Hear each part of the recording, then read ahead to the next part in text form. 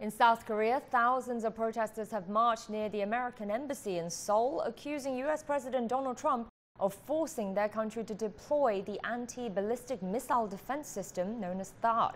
The protest came just before the country's new president, Moon Jae-in, heads to Washington for his first meeting with Trump. The protesters include residents of the southeastern county of Seongju, where the controversial system is being deployed. They say it's a health and environmental hazard. The system was approved by Moon's ousted predecessor, Park Geun-hye. Parts of the system are already in place, but Moon suspended any further work to carry out an environmental impact assessment.